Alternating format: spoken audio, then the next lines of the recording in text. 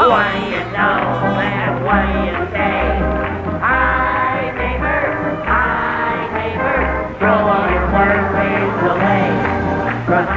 You are now in my power, Cookie. You've been hypnotized. I am in your power. You will do anything I tell you. Anything. In a little while, I will wake you up.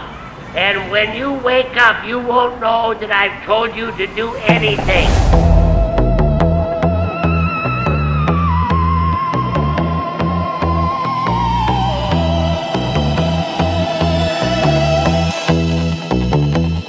We're gonna clown around.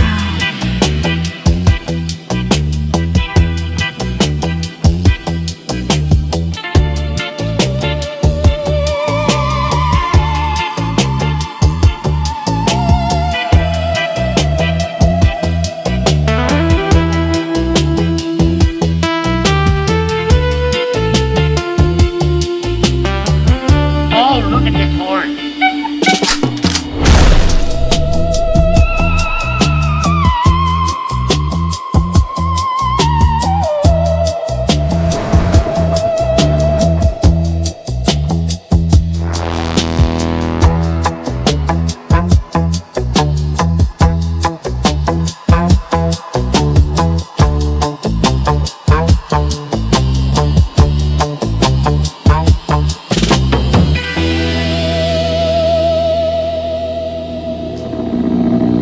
Clown-based life forms.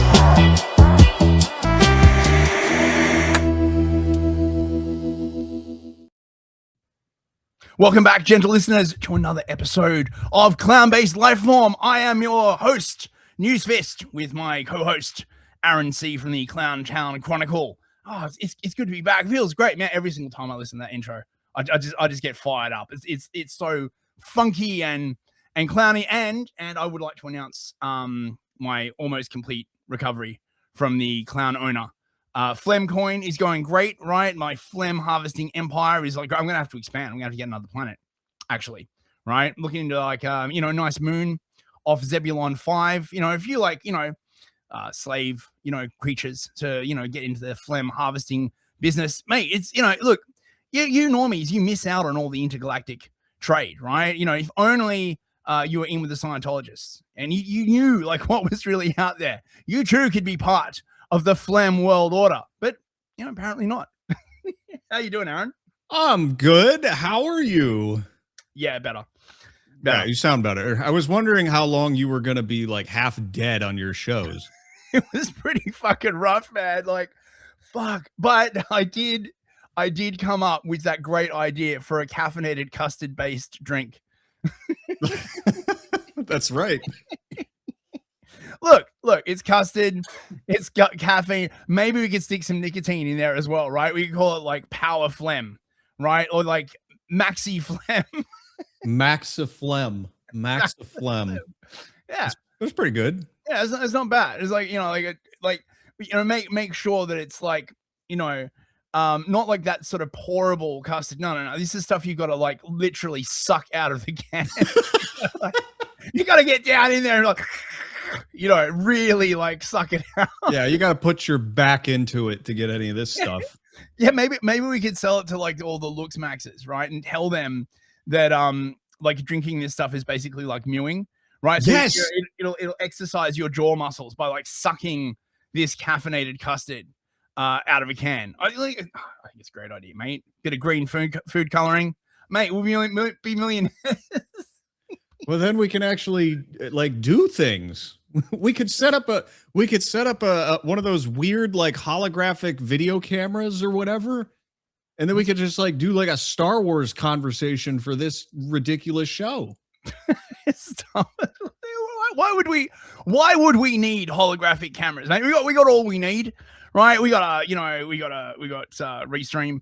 We got like a synthwave background.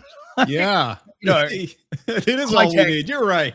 High tech and lo-fi, mate. Right? That's how we fucking do it. On the downside, I will no longer be able to sound like a Nazgul on stream. See, that's okay. So I know I told you that halfway through a couple streams ago when you were still in the midst of suffering greatly that you sounded like the undead Ghost King from the Lord of the Rings. Your laugh was like, ha, ha, ha, ha, ha, ha, ha. I was like, that's exactly like when he laughs at Aragorn in the movie. I should go back and try and like clip some of them. And maybe they'll make like good like funk samples or something. You know what I mean? Don't tempt me. I'll put it on my soundboard. I've been really getting into like racist funk recently. I was talking about this a bit on the show with Artie last night. There's like this whole new subgenre of really crappy sort of like bedroom electronic music that all these like weird TikTokers and YouTube, I presume they're all like basically 16, 17-year-olds, right? Are like making, right? And my favorite one it's called, it's called EFN, right? Which stands for, right? Epstein fuck ninjas. Basically. What? And there's all these other ones like Epstein fuck Diddy, and it's the crazy. It's like this like just really hardcore electronic music with all of these like samples about like Diddy and Epstein and you know and the Moos and man. And I love it because it's just so like transgressive, right? Like it's you know it's very Sex Pistols, yeah. Yeah, it's very, very transgressive, yeah. And the reason why I'm quite into it, like, you know, apart from the fact that, you know, it sounds pretty cool, is just, I've been thinking a lot about how censorship works and how I think it is actually censorship that drives language evolution, if you think about it, right? Like most people are like, oh, you know, why is it that languages evolve over time, right? Like, you know, back in the day, we used to say, no, wafflin, hofflin, nofflin, or something, right? I don't know. Okay. Yes. But, but now you say, good day, sir, right? And I think that it is, in fact, censorship that is one of the most potent drivers of language change. Because, like, look at the way the fucking Zoomers talk now, right? Like, and technology is sort of like feeding into, like, you couldn't post a track to YouTube called Epstein fuck ninjas, right? Obviously, okay. So you just use an acronym for it. There's tons of these things. Someone sent me like a whole playlist. It's got like 200 tracks on it, and they're all like a minute and a half long. So you know the idea presumably is you like stick on a couple of hundred of these on like a playlist and like melt your brain while you're doing like Timu ketamine or something. I don't really know, right? Like I'm not into that shit, but yeah, it's weird. And speaking of censorship, this is going to play into like what we're going to be covering tonight. We were going to do the last final tier of the conspiracy pyramid, but bros, it's too dark, right? I mean, look, we want to keep it light on this show. We want to keep it like light, entertaining, and I'm sorry, there's just no way to make shit like the Sandy Hook shootings like funny. Like I mean, you know, we're open to suggestions, right? If anyone in the comments has like, you know, a great comedy angle. Like, come how on, you could man. make like satanic ritual abuse like a hilarious laughing good time, right? I'm open to suggestions, but personally I can't see it. That shit just makes me really sad. Here's the problem with a lot of those is, like you say, they are too dark, but you know, without revealing too much, I've had some personal experience with a couple of people who have been victims of these things. Oof. And it's not funny. It's really, really freaking scary and abnormal. It's not for a funny podcast. No, sir. Yeah. Sorry. Yeah. So where this is meant to be a funny podcast, right? So it's clownish, right? It may contain traces of clown. It's clown-based emulsion, right? Like all kinds of, right? Like, so, you know, we're gonna keep it light. So I'm sorry, bros.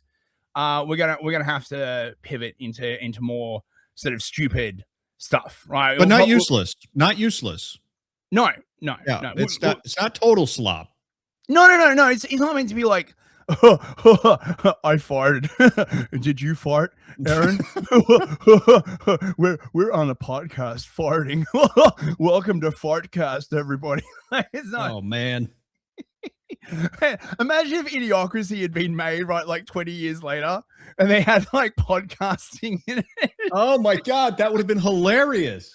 And fucking who's the fucking the name of the dude, right? Like the main character, he runs into him and like he helps him, he's his sidekick, right? He's like, welcome to the Ow My Balls podcast. Ow my balls.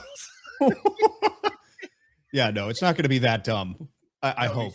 That would be fucking hilarious. Mike Judge, if you're listening, I need you to make Idiocracy Part 2 with podcasting. That would be fucking great, right? How have you been, Aaron? Are you well? I know that was a bit of a segue. Are you well? Is your clown properly prepared? Are you laden with clown particles? Yes, my wig is on firmly and the nose has been applied and I'm just working on my makeup now. Totally straight behavior, I promise. Your makeup isn't applied before we go live. That's very unprofessional. But then again, I guess it is kind of like clowny on brand. So I guess I'll let it slide. One time, we're going to dock your wages now, mate. Right? No. That's the one less. Mines are hard enough as it is. I don't need you to dock my wages. That's one less honk coin for you for your shift in the slot mines, Aaron. Do not disappoint me again. Yes, master. Oh yeah, that reminds me. We got to get like a voice changer and like echo effects and stuff set up because you've got all that shit. Oh my god. Okay, right. So, I'll lead into back in the before four times, before man, before man discovered Trump. Nah, does that even work? I don't know, right? Like back in the Rona times, in the deep dark past of Rona, conspiracy theories were a big problem. Now, I actually started podcasting during this fucking period, and one of the things that really, how should I put this, ground my gears, sandpapered my nubbins, needled my nipples, was this like just the way the misinformation? Everything you don't want to get the vaccine. Misinformation. Are you vaccine hesitant? I'm not fucking hesitant. I'm not fucking taking that shit. Like people come up to me and they'd be like, "Fist, have you taken the vaccine?" And I'd be like, "Are you asking me whether I have injected into myself under government decree a highly untested and highly unproven medical formulation made from a completely novel genetic platform under the threat of like government coercion?" No, actually, I haven't. Why would you do this? Isn't that crazy when you just put it like that and they're still like, but it's good for you. Can you feel the compliance? Mate, yeah, you're fucking gonna get that compliance right up here. And so I was covering a lot of the coal basically that they were like posting, right? You understand what coal is, I presume? Like, are you familiar with that term? Oh, it's a common sight in the mines. We just throw it away. Yeah, that's right. Because in terms of like mining potential, no. So coal is like it's like a Zoomer thing, right? And of course, as an aspiring unk, I believe, right? They call people of our age. I don't know. You might be semi-unk. When something is posted on the internet, there are two possible states into which it will fall. Coal, right, which sucks ass, and gem, which is good. I think this came out of, I don't know, soyjack.party or something like that. I know far too much about this like fucking stupid shit. This is the kind of like crap that inhabits my brain. So to coal post is to post crap on your timeline, right? And this is the kind of stuff that was doing the rounds. Wait, hang on. Why isn't my sharing thing sharing? What's going on here? I forgot to plug it in. No, hang on. It's here. It's here. Come on. Got it plugged in just in time, I guess. Whew. Hashtag think before sharing. Stop the spread of conspiracy theories. not the conspiracy theories, bro. Don't you know that everything in the world and in government is exactly as it appears, mate? Right? Like exactly as it appears. Don't you fucking come around here saying that there may be more nuance, right? Or there may be hidden interest groups like secretly exerting influence on governmental structures. You know, I don't want to hear that. I don't want to hear that. Everything is exactly as it appears. You know Right, what Aaron? the laziest piece of rhetoric there was around this whole thing?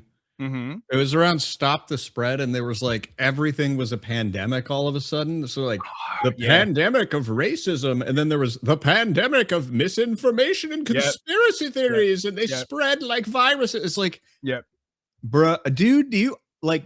I don't know. It was very jarring. I'll put it that way. It's all a proxy for anti-Semitism, really, right? Like if you go back and you look like at like Adorno and people like that, that was basically how they expressed people being upset with the moose, right? It spread like wildfire. It was like a virus, right? Like always, like honestly, like and this is one of the things that like really weirded me out is that at the time, I wasn't thinking this had anything to do with the moose until they started telling me, right, like this has everything to do with the moose, and like, don't you dare think that. I'm like, but I wasn't. I wasn't thinking that. Same experience. We talked about it prior to the show. I had a person try to red pill me at 18, like hardcore red pill, and it didn't take. You know what took? Them talking took. That worked. Yeah, really well. yeah. What's that thing in the Bible? The wicked flee where none pursueth. Yes. And he just like, you're the NGO doth protest too much. Something right. So this is from the age of fact checking. Everybody remembers. Oh, I hated this shit so much, right? Just the way the COVID-19 pandemic has sparked a worrying rise in disinformation and conspiracy theories. Conspiracy theories can be dangerous. They often target and discriminate against vulnerable groups. What, like, you mean everyone who took the fucking vaccine? Like everyone who had their like livelihood destroyed? Is that a vulnerable group? Oh, no, of course not. You're white. You can get fucked. Into the slot mines with your Billy. I can hear that as like an AI song. Nagubu is your new master now, right? Ignore scientific evidence and polarize society with serious consequences. This needs to stop. According to who? Come well, on. according to UNESCO. This is from fucking UNESCO, right? Which is the UN educational crap and bum eyes so organization. As the guy who has been lovingly branded as conspiracy bro by your listeners, I feel personally attacked. So do I. So do I personally. Honestly, right? This just twisted my brain like so hard because the thing that happened with me, right, was just before COVID kicked off. Right, I went back to university and I was like, oh, maybe they're right. Maybe the world really does work the way right they say it does. Like maybe I've been too quick to judge and thinking that there are like secret powers behind, like maybe right. And then fucking COVID happened. And I was just like, oh fuck. That's funny. I had a similar experience because when I went to get my grad degree, I thought for a little bit, I'm like, well, maybe there is something to this leftist thing. Like maybe they're not wrong about everything. It took me like 2 months of thinking that way to realize how insane it actually was. Oh yeah. And I never came back because it's like there's nothing about this, anti-conspiracy theory thing that permits freedom. And I love freedom. I didn't say that out loud, did I? You're going to send me to the slot mines double time now, aren't you? Oh, mate, you're gonna be doing double shifts at the slop mine. We're going to send you down to level Z, mate. Right, where the slop slugs roam, and make sure you like tie your pants around your ankles. You don't want one of those slop slugs crawling up your leg and munching on your jacksie. All right, so which one is this? Okay, no, so this is the meta page, right? I just want to point this out, okay, right? The way this whole like if you think about it, right? this sentence could be like stuck on a plaque and sort of summarize the entire sort of early 2020s. Okay, right? Why are conspiracy theories dangerous? Well, they target and discriminate against vulnerable groups. So there's your BLM shit right there. Remember, like literally every goddamn fucking social message back then was right. Oh, but how does it affect vulnerable? Like, oh, you know, will it hurt the feelings of a black person or a trans person or something, right? Because like if it does, right, like we better tear down all of society to like, oh my god, right? Ignore scientific evidence. These are from the people that were just ignoring all scientific evidence, right? Like the harm that they have done to the perception of science generally in the public is cannot be overestimated. Like all the COVID shit, right? It destroyed everyone's faith in science, in medicine, all this kind of like other stuff, right? And polarize society with serious consequences. Not like those people were literally fucking literally polarizing societies by saying, oh yeah, there are now two classes of people, those who got the vaccine and those who didn't. Fucking Jacinda Ardern, the horse-faced prime ministeress of Canada, literally just came out and said, she's like, oh yeah, there's two classes of people now, right? There's people who've had the vaccine and there's people who haven't. And if you haven't had the vaccine, well, get wrecked, son. You're a second-class citizen. Everyone's like, don't we live in a liberal society? Oh, my sweet summer child, get in the fucking cage. Take your fucking vaccine, right? Yep. And this bit on the end, this needs to stop. Do you remember this kind of like messaging? It was like a ton. This needs to stop. This has to stop now. It's been too long. White men have had too much of the power. This needs to stop. Violence against women and girls needs to stop. Misogyny, people whistling on the railway and manspreading. This needs to stop. Yep. Yeah, I characterize it on my show as how dare those boys. It's like especially with conspiracy theories, because it's generally like a male thing, because men think about power structures a lot. It's sort of inherent to who we are.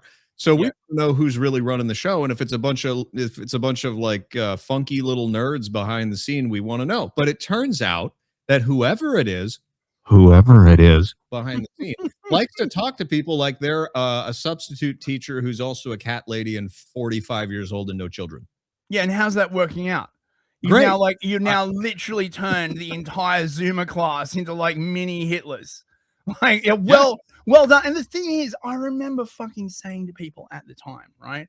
This, with the vaccine mandates and all this kind of shit, I'm like, this is a fucking bad idea, right? If you guys are wrong, and I knew they were wrong, this is going to like backfire so fucking hard. And they're all like, oh, fist. Don't you trust the science? I'm just like, oh, fuck. This is the crazy thing about this adversary, right? Because they coasted for like 60 years. Yeah. They didn't have to try. They had enough legitimacy that if they just kept the status quo, held pace, and didn't try to run some kind of global scam, they could have had everything. But they blew it on a literal pharmaceutical scam. That's what they blew everything on. Hundreds of years of preparation and controlling the entire planet, and they blew it to sell more meds. Yeah, well, I know it's crazy, right? Like they could have kept like that sort of like small grifty shit going for ages. They had it all, right? Like, they fucking, it couldn't be said that they ran everything, right? But they ran like enough, right? Like they could, influence like anything that needed to be influenced, right? This by the way is the way to think about the shadowy elites, right? Not so much in terms of power, but in terms of influence. Yes. It's a very, very important distinction that a lot of people don't get. They'll be like, wait, you think they run like the local council? No, I don't think they run the fucking local. Like, what the fuck are you talking about, right? What they have is, I actually did a video on this with Years Empire of Lies about the four faces of power. This is something that I learned in politics in uni, which is really, really good, right? Most people, they think of power as just, like the kind of power that I exert over you, right? When I tell you to go to the slop mines, and if you refuse, I beat you your lily white ass, right? Like that kind of power, right? Yes. Okay. but there are other kinds of power that are best thought of as influence, right? So there's things like agenda setting, right? So you get to choose what questions can or cannot be asked, right? Otherwise, like known as like framing, right? So you set the acceptable limits of a political discussion, or say you've got like a government inquiry, right? And you set the limits of the questions that can be asked, right? You're like, we're only focusing on this specific thing, right? Then there is like there's like veto, right? Like if you just have the ability to block people from getting into political power, if you do this enough, excuse me, eventually the only people left on the field will be the people that pass through your filter. You're just filtering incoming people, incoming ideas, excuse me, incoming information. And this is the way it sort of works. It's like the power to decide the exception, the power to sort of determine who's in or who's out. And then you don't need to like run everything, right? Because they don't want to run anything. Like boring, right? They don't give a fuck what happens in your local fucking council, right? They don't care what happens in your homeowners association, right? They just want influence. Very, very different, right? Yes, exactly. Conspiracy theories cause real harm to people, to their health, and also to their physical safety. They amplify and legitimize misconceptions about the pandemic and reinforce stereotypes, which can fuel violence and violent extremist ideologies. Now, again, Yeah. I was like, what fucking stereotypes are you fucking like talking about? I remember reading this and I'm like, this is weird, right? Like what stereotypes are we talking about? So actually, I want to say something here about Please. a concept I've been just calling choose your own adventure. Mm-hmm. Where look at how they set this up, right?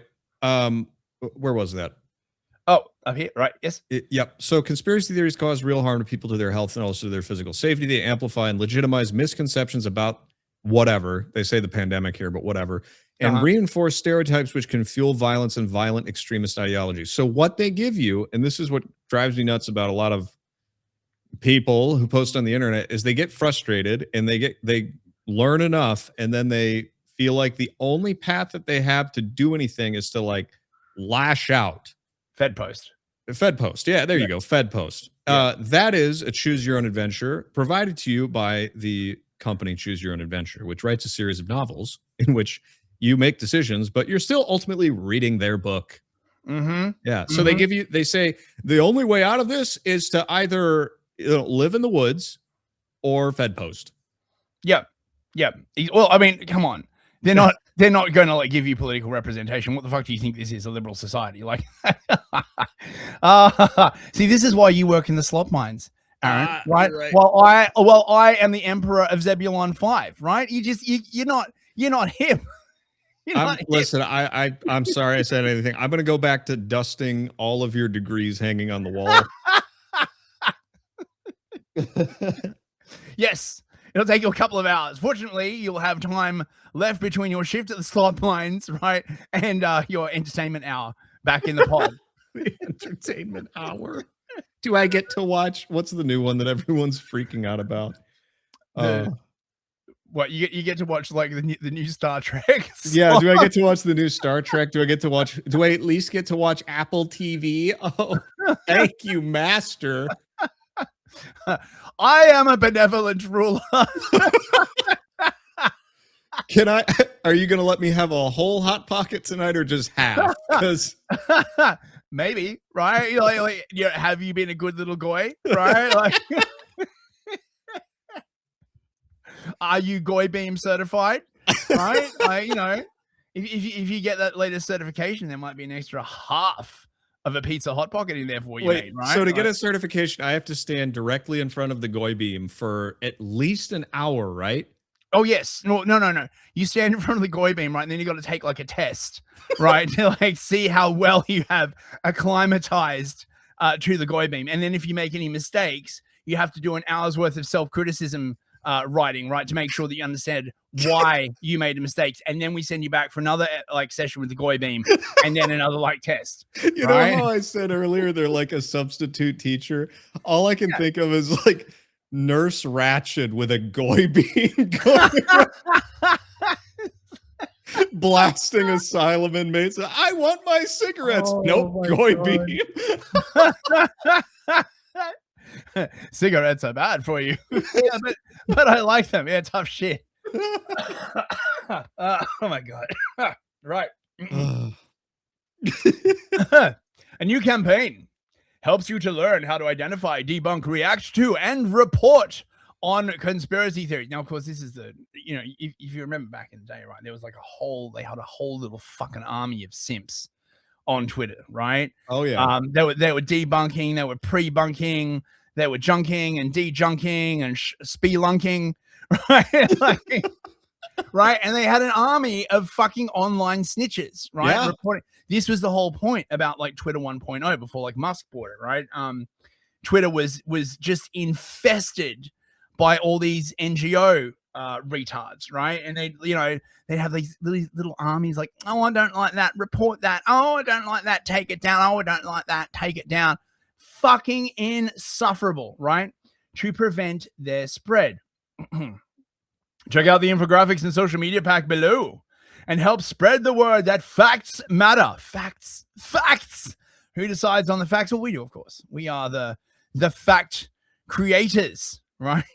So it's the thing that really gets me is this is so fucking Michel Foucault. Did you ever read Foucault? Oh, a while back, yes. So Foucault in Discipline and Punish, right? Like talks about how society like creates facts, right? And he's talking about how in like the court system, if you get convicted of a crime, right, that fact is essentially created regardless of whether you're guilty or innocent. Now, I personally think like Foucault basically had a guilty conscience because of all the Moroccan boys that he interacted with, shall we say. Yes. Yes, that. But he was kind of correct, right? Like, like the government, it does create these like facts, okay? Because facts matter. And no one is to blame. No one is to blame. Just talk about the Bart Simpson meme, right? What a strange thing to say. Yeah. No one's to blame for this, right? Like, don't even. Okay, right. This is what fucking got my noggin jogging. I'm like, what a weird fucking like. No one is to blame. Thinking critically and being informed about conspiracy theories is key to challenging them. Now, I just want to point out, right? Since then, we've had the acknowledgement that like COVID was like a scam, possibly a bioweapon, right? That the vaccine was like complete and utter bullshit, right? We've had Epstein, for fuck's sake. The literal definition of a shadowy financial intelligence cabal running governments around the world. Oh, how dare you? How could you possibly believe that thing? I don't know, mate. You fucking tell me, right? So back then, all that would have been haram. This UNESCO campaign is implemented jointly with the European Commission, Twitter, and the World Jewish Congress. What? Wait, hang on a second. Okay. They told me that moose had nothing to do with this. I mean, okay, that's a bit weird. How conspicuous? How conspicuous. Right. So we're gonna go through some infographics, bros, and we're gonna laugh heartily at How them. How many are there? Oh my God, there's tons of them. Look at this, right? Hold down. Oh There's, like, no! all of these, Oh right? no! Oh God! Make it stop. We can probably get like a few shows out of this, mate. Oh my God! I thought it was over after the pyramid.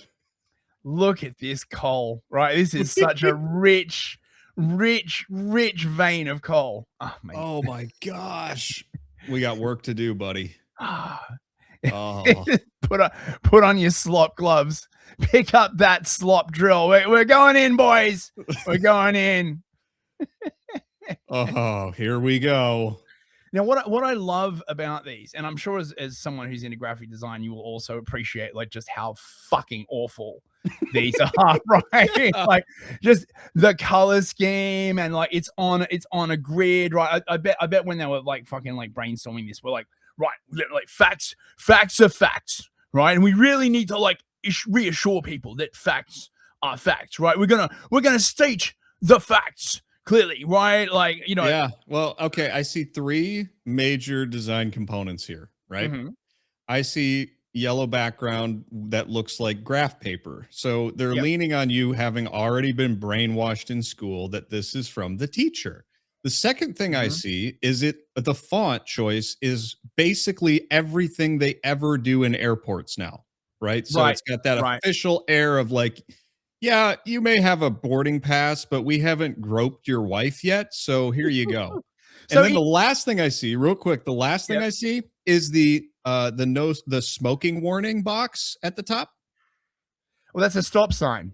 No, just above Oh, that. yeah, right, that's right. Yes, B1. And According then, to of the course. Surgeon General, yeah. Oh my god, I didn't even see that. Oh. Oh, see, that's good. And of course, the stop signs as Mhm, well, mhm, right? mhm. What in color theory, what does urine yellow express to the reader? It makes you think of the American embassy in uh the tiny country the size of New Jersey. Uh, That's what it makes. It's like it's stuffy, it's gross, but that's what you know about the government, so it's official. so hashtag think before sharing. Conspiracy theories. What are they? Why do they flourish? I don't know. You fucking tell me, you fucking bastards. Epstein, why did he flourish? I can't wait for the Epstein Netflix documentary. Oh my I'm sure god. they've done it. Yeah, where he's literally like just by himself and there's Yeah. nobody else. It's just Epstein alone on an island with a bunch of children no. that just teleported there magically. It's with it's no it's help just from anyone else. like they'll have to throw a bone to the production crew. So the only person that they'll suggest he talk to is Trump. That's the only. They'll be like, here's a shadowy figure that just sounds like News Fist, and they're like, Hello, Jeffrey. Nice island you've got here. I bought a plane load full of children. It's just you and me. No and the snack. investigators behind the scenes are like, DJT. What does that mean? Computer.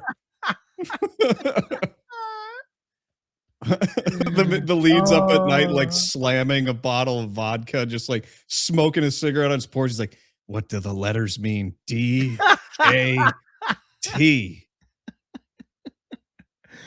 Oh my God. Be warned. Be warned. The COVID-19 pandemic has seen a rise in harmful and misleading conspiracy theories.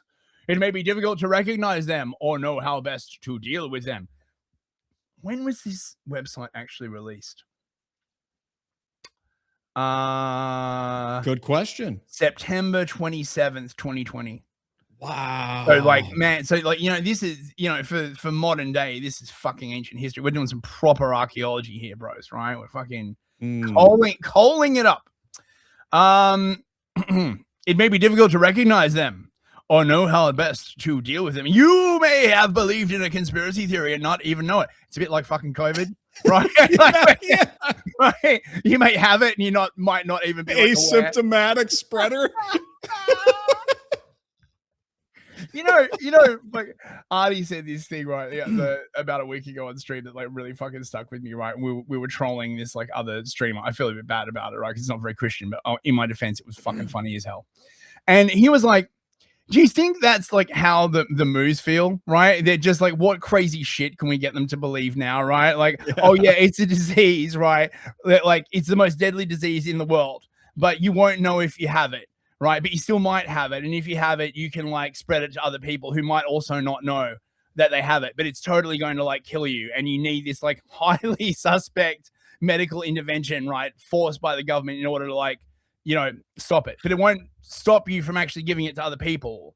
Like, oh, fuck me. Okay. Actually, you are familiar with the history of Marvel and that sort of thing? Are you soy enough to know the history of Marvel? Not really. Oh, I mean, I know a little bit about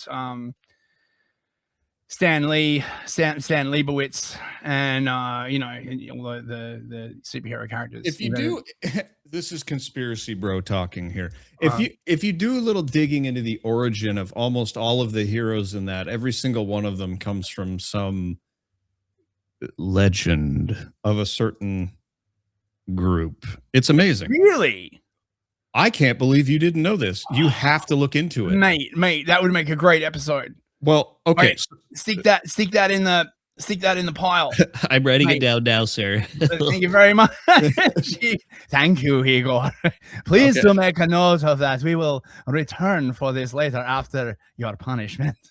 Magneto is a great example, but frankly, I don't do enough Marvel stuff to know enough to draw the connection. I just know a little bit about where that came from, and it's just spooky, okay? But what I wanted to bring up was, I don't know if you saw Guardians of the Galaxy. I did not. I'm not big into cape shit. Me neither. To be perfectly honest, right? Yeah, Guardians of the Galaxy was just another one of those ones where it was like, my friends are going to the movies, I'm gonna go. You know, that kind of shit. There's a character in there. I think his name was Drax. And he takes everything super literally. And it's funny because, you know, he doesn't understand any subtlety or nuance at all. So you say something to him and he's just like, oh ho ho, that's what you mean. Just he's portrayed as like lovable and stupid. I really think that they believe that's us.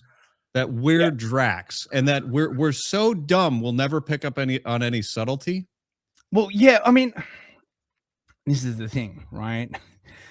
It's actually quite cruel because at the same time they characterize us this way, they're also going out of their way to kill and starve like anyone who doesn't think like that, right? Yeah. So it's like a literal blame. Like you just remove from society anyone perceptive enough to see and understand, and then you're like, look how stupid you are. Yeah. Right. Like, yeah. Well, so they use language like this that's like confusing and contradictory and stuff to basically like attempt to hack your brain and make you stop. I think that's what they do. But okay, Aaron, stop. Number one, right? See the stop sign? Oh, right? Sorry. I'm sorry. I should stop. You're right. Subliminal message number one, stop. What are they? This is the best fucking summary. The belief that events are secretly manipulated behind the scenes by powerful forces with negative intent.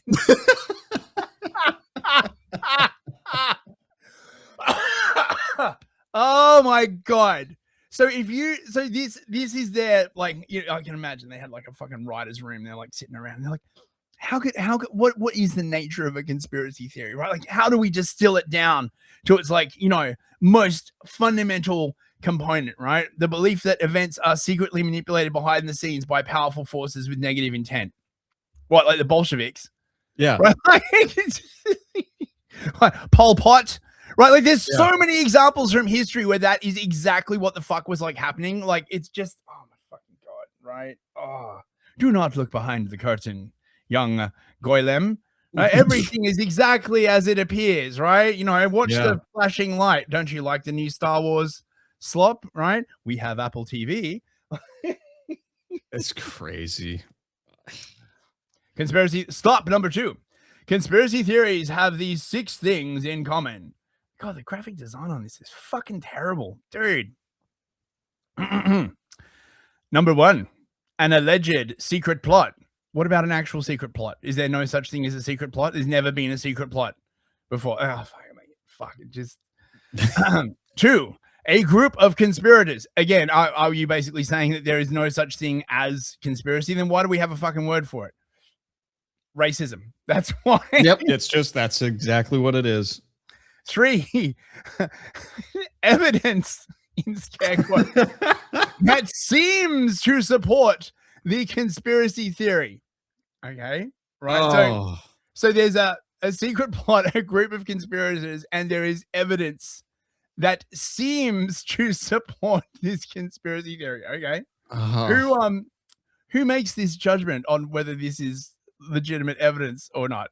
Teacher does. Teacher decides. That's right. Teacher doesn't like your evidence. Go back and write your assignment.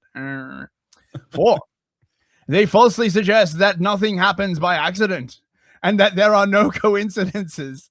Nothing is as it appears and everything is connected. Yes, what they're saying. compartmentalization is the only way anything works. There's no one ever who could know how things connect. You know, the thing that like really fucking like gets me, right? Oh. This is exactly how like James Lindsay's been behaving recently. Yes, yes. Like, literally, right? Like some random thing will happen, right? And he'll be like, you know, like what caused that thing? Marxism and Qatari money. Nothing is that, like, you know, if you don't support going to war with Iran, right? You're just, oh my face. Like, I think that. Yeah. Okay. So obviously there is a point where you can get too tarted with this, right? You know, like you knock a cup off your kitchen counter and you're like, oh my god, the Moos did it to me again with their like coffee cup spilling space lasers, right? My shoes don't fit, right? You know? Well, imagine. Okay, so I love that because I also want to point out one other thing about this that's really funny. This goes both ways. Think about this, right? So just imagine that they're talking about goy-beamed individuals, right? Or that we're talking about them. They believe that there is a secret plot to destroy them, and that there always was, and that there's a secret group of conspirators, etc. But they also see connections where nothing is connected.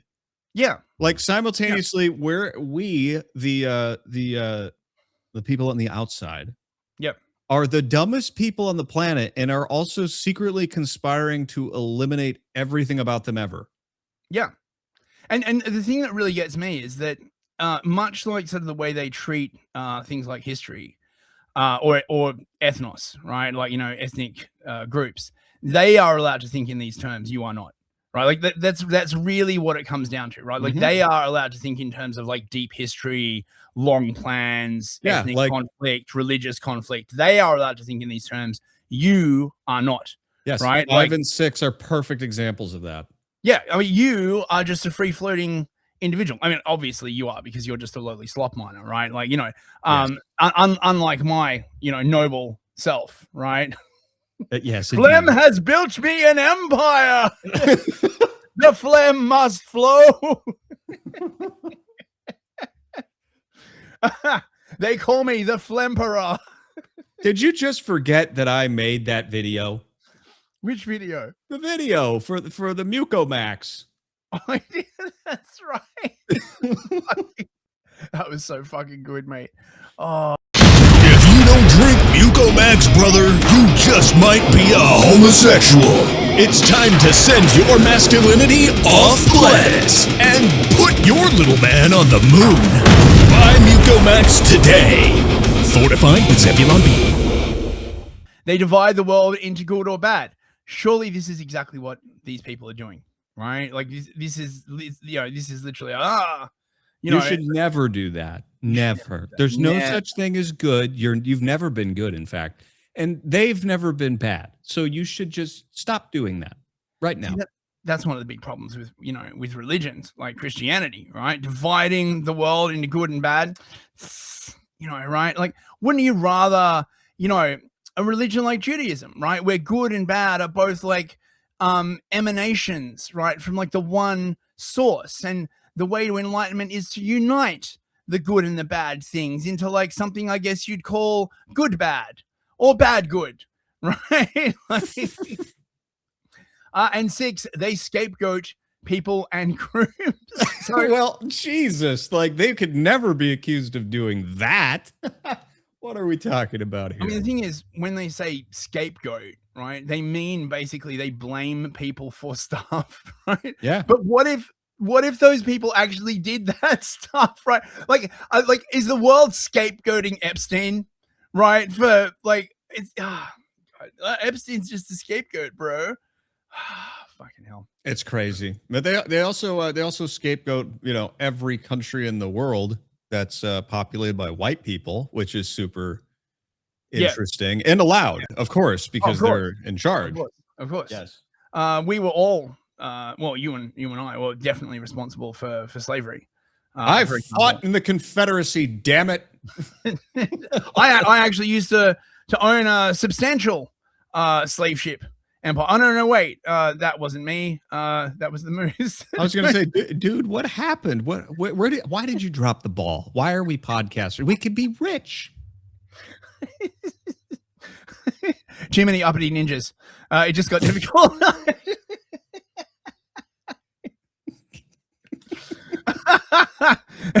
Yeah, they started talking about like civil rights and stuff like that. It just the juice wasn't worth the squeeze, mate. We're trying to like sell them on, and they'll be like, "Look, where are the old school ninjas, right? These guys are like really, really hard. They're always like, up like drinking 40s and smoking blunts and like, making trouble."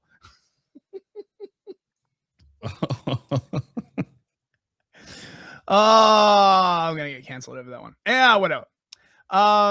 So 3, why do they flourish? Oh my god, why? They offer an explanation of events or situations which are difficult to understand and bring a false sense of control and agency. This need is heightened in times of uncertainty, like the COVID-19 pandemic. Yeah, look, man, COVID, it just came out of nowhere, bro, right? No, look, let's not focus on like who released a biological weapon onto who, and who forced whom to take like a highly untested, like, quote unquote vaccine, right? Look, it's a very long time in the past, right? Don't look back in anger. Don't you know it's Holocaust Remembrance Week, by the way? Here's a funny thing about this. Heightened times of uncertainty like the pandemic. I wonder who we could blame for that, since we're conspiracy theorists over here. Was it the hysterical screeching on the media that went on for, I don't know, 2 solid years before they finally tapped the brakes? Yeah. Uncertainty. Yeah, exactly. Oh my gosh. Like, you can spread it without touching anyone. You can spread it with a mask, without a mask. You need a mask. You don't need a mask. 6 feet safe, 3 feet safe. Yeah, whatever. Yeah. Who contributed to that? And just like fucking with you. This was the conclusion that I came to. They were just fucking with you, right? They were just like, exactly. They're just fucking with you, right? And then of course it comes out later that all this shit about like, you must stay like 6 feet away from like other people and all that other stuff, right? Supposedly, no one knows who came up with it. Oh, nobody knows. It just appeared out of thin air. Bitch, really? I'm not supposed to believe in a conspiracy theory, right? You're just supposed to tell me, right, that an incredibly consequential government decision like this that was applied all over the Western world at the same time just sprang out of nowhere, right? Like a mushroom from the forest floor. Just one day it was there, right? Like, don't blame anyone. These things, government decisions, they just happen, bro, right? Like, which is why they applied to like all Western countries all at the same time. Oh God. I knew a group of Christians who would get together in secret to worship Jesus and talk about conspiracy theories, and they called them super spreader events. Yeah. Like what? No, like they took the term and they said, "Do you want to come to our super spreader event? We're gonna worship God and talk about conspiracy based." Fucking based. I did the same. I did the same thing, sort of, right? Like, so before the scamdemic or whatever, right? I used to like go into Speaker's Corner a lot in London, right? If you're not aware, Speaker's Corner is this like sort of really unique place in London. Well, it used to be. Now it's been taken over by Muslims. So, great. Just like everything else good in London. And on Sundays, right, there's this little corner of Hyde Park where you can basically say what the fuck you want. You can't get arrested for speech crimes, supposedly. I don't know whether that law is still in effect, but that was the idea, right? Marx used to speak there. It's got this really, really long and storied history, right? Speaker's Corner. And I used to go there every week and like, talk like politics with people. There's always like, there's like a politics half and a religious half. And now there's like, it's like 2/3 Muslims and like 1/3 of like, sort of communists, basically. That's how it's shaken out. Great. I love it. And so I just kept meeting people in like small parks and stuff like that. We just go down to like the park and meet up because I was like, I refuse to fucking participate in this fucking bullshit. 4, how do they take root? Look at Jimmy scrolling on the TikTok. He is about to encounter a conspiracy theory. Fuentes Groiper 69 has published this highly toxic conspiracy theory. Among the things that he has said are F ninjas. You see, children, Jimmy is a bad boy, and his dad should give him a good spanking to set him right. This is why we need to confiscate all social media from those under 18, lest these ideas penetrate their soft, squishy minds before communism has had a chance to take hold. And we also need to lower the voting age to make sure that they can vote without being misinformed. I love how they're like, we're going to ban social media till 18, but you'll be able to vote at 16. Yeah. Okay. Right. I mean, clearly a well-informed voter base is not really what they're looking for, right? Yeah. Conspiracy theories often start as a suspicion. Ooh, something feels a bit weird. Feeling a bit suspicious. Do you ever feel suspicious, Aaron? Sometimes. I sometimes do feel suspicious, yes. Hey, they ask who is benefiting from the event or situation and thus identify the conspirators. Come on. That's obvious. That's like a stupid person can figure that out. They're like, this is dangerous conspiracy theory. This is literally called cui bono, right? It is like a fundamental plank of the law, right? So like in criminal law, right, there's like motive means an opportunity, okay, right? And so cui bono, right, which is Latin for who benefits, is a big part in trying to determine motive. So if you're trying to like figure out who committed a crime, one of the first questions that you ask is who would benefit from that crime. Turns out that's a conspiracy theory, right? Any evidence is then forced to fit that theory. You haven't have forced much fucking forcing, mate. Forced. It's amazing how they talk about this with the language that it's like a natural thing, like they grow and they take root and then they spread like a field of tulips, you know, like. But then they say that it's fake, and it's like the model you're using is a natural model. Natural things grow themselves. Truthful things happen to grow better than lies. Lies have to be propped up. Yeah, right. And it's interesting the way you framed this, right? Once they have taken root, conspiracy theories can grow quickly. They are hard to refute because any person who tries is seen as being part of the conspiracy. Maybe if you're a schizo. Yeah. They're basically accusing, like, I don't know, 30% of the population of having like full-blown schizophrenia. A bit of a defense statement as well, isn't it? Yeah. So when we try and lie and tell you how this truthful observation, and again, like post Epstein, right? Like this is just fucking laughable, right? Because when people were saying this before Epstein, this is basically what they were saying. Oh, there's no evidence. Where's your evidence? Oh, that sounds so outlandish. You know how many people would have to be in on it?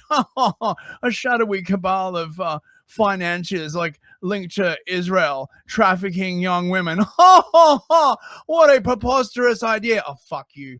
Fuck. It's fine. I think somebody needs a Mucomax. Yeah, I do. I gotta suck that down, right? The phlegmperer needs refreshment. Right away, sir. Slave, bring me my Mucomax. Oh my god. Right, 5. Why do people spread them? Sounds like girls I used to know back in the day.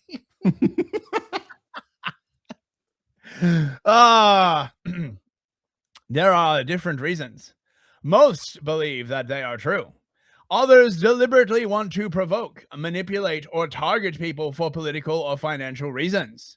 Beware. Beware! They can come from many sources. For example, the internet, friends, or relatives.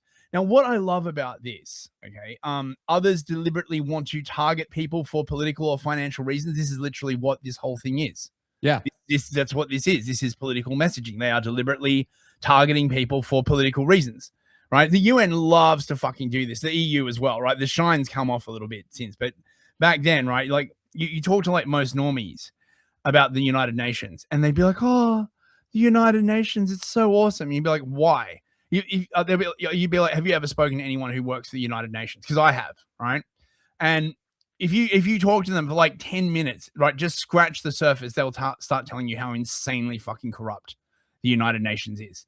Particularly anyone who works in like aid or works for the United Nations food program, like it's just corrupt as hell. But most people seriously believe like, oh, the United Nations, oh, they can do no wrong. Are you fucking kidding me? EU as well, right? Okay, so let's see how we doing for time. We got through one in an hour, mate. Well, I'm curious about this Michael Butter. I'm sure that's a real name. Co-author, if that is indeed your real name. It's your real name, yeah. Co-author of the Compact Guide to Conspiracy Theories. I'd love to own that. I want that on my shelf. Let's try and find it, shall we? Yeah, let's do it. The first step to Michael prevent Butter. conspiracy theories is to know that they exist.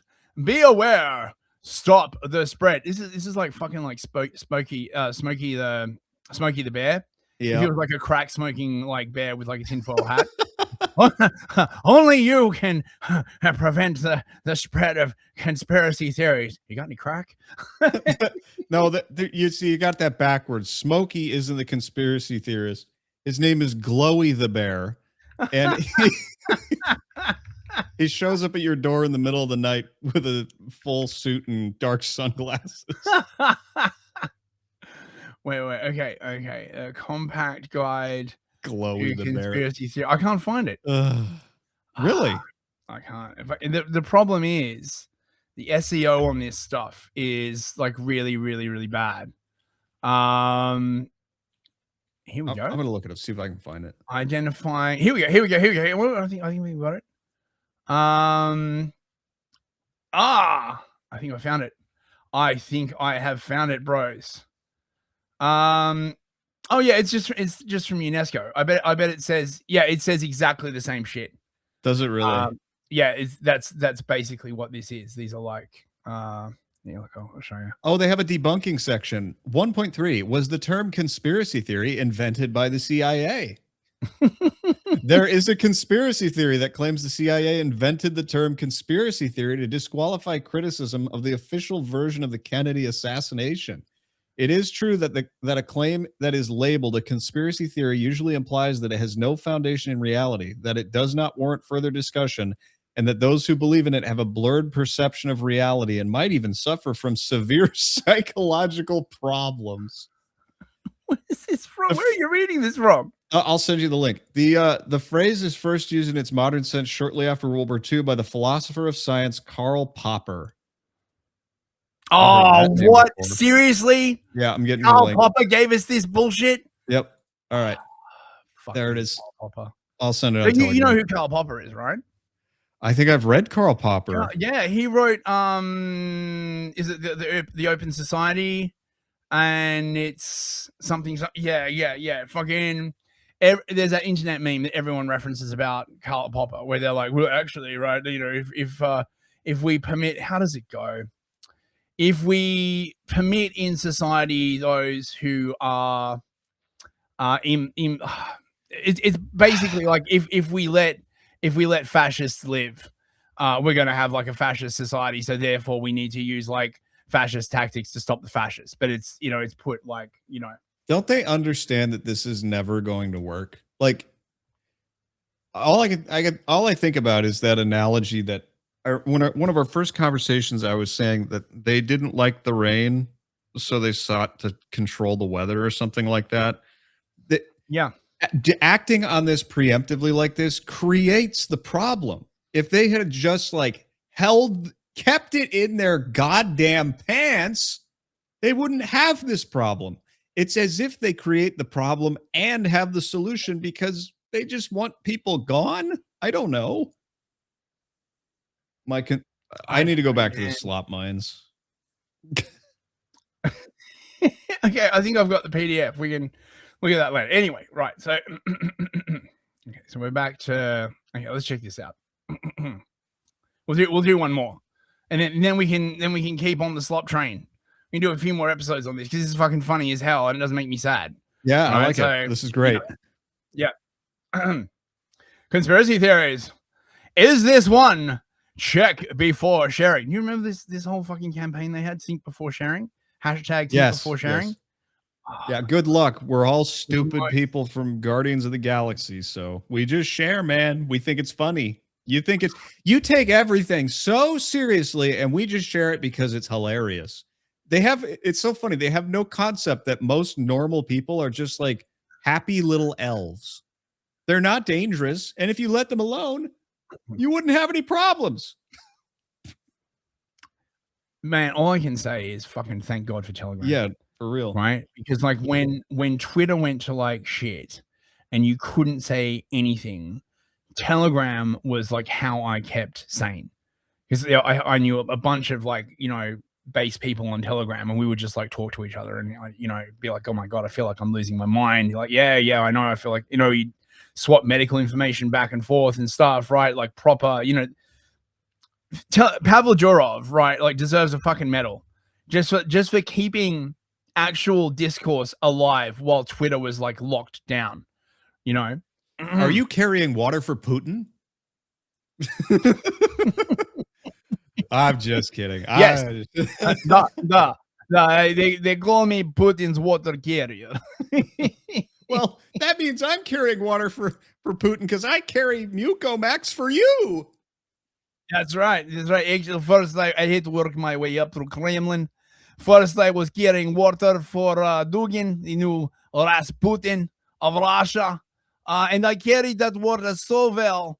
One day, Vladimirovich came to me and he said, Fist, I love the way you carry water. You look so sexy in your water carrying pants. Please, will you come carry water from me? If you say no, it's straight to Gulag. And so, of course, I had to accept. Is this why you always play the wide Putin theme when I bring in your Mucomax?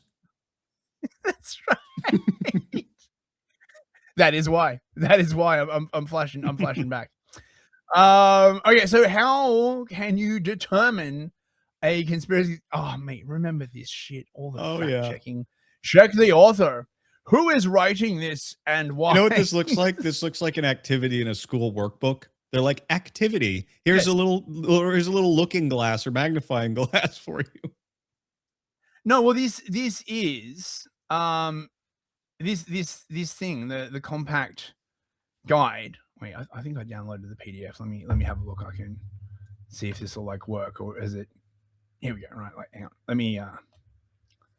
This is for teachers addressing conspiracy theories. What teachers need to know. So this is directly aimed at the soft, squishy skulls of Education 2030 with the fucking SDG logo. That is so dark, dude.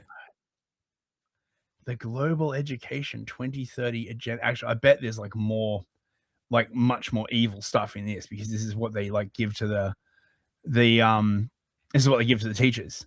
Oh, you know what I mean? But right? I mean, like, this is conspiracy theories are spreading around the world, causing significant harm. Source: they form the backbone of many populist movements. Because back then, right, they were still all kvetching about Trump. Right, I remember because I was at university at the time studying politics, and they were all about like, the rise of populism, the rise of like Trump, right? Like, can't everyone just shut up and listen to the experts? And this is just after COVID. Everyone's like, dude, you experts did a fucking terrible job, and they didn't say sorry. They didn't say, oh well, maybe we got this one wrong. They didn't do fucking shit. They were just like, you will you will take it and tell, thank you, sir. May I have another psyop? Fuck you. Oh my God. There's something funny about this. There's something very drunk about the way they do this.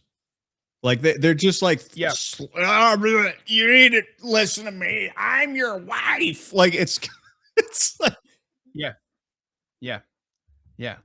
This is why I always thought the way this discourse evolved was like when you challenge them is like if you're like trying to eat like a pizza pocket and it starts talking back to you, Right. being like, wait, why are you like eating me? You're a pizza pocket. Shut the fuck up. You belong in my belly, right? And the pizza pocket's like, wait. I have rights. It's like, you don't have rights.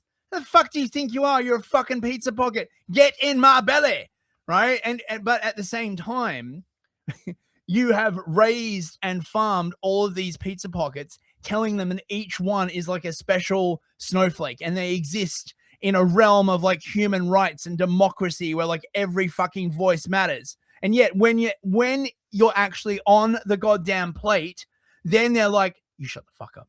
You sit down and you shut the fuck up and you get in my belly. And you know, the pizza pocket's like, but what about my human rights? That's just a thing we say, little pizza pocket. You're about to be in my belly. Oh my God.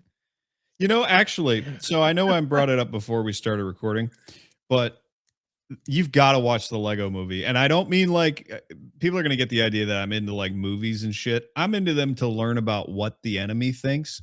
The Lego movie is one of those things that is highly instructive about how they feel about things like populist movements and people who like voted for Trump. It's nuts. Yeah. But anyway. Oh, I gotta watch it now.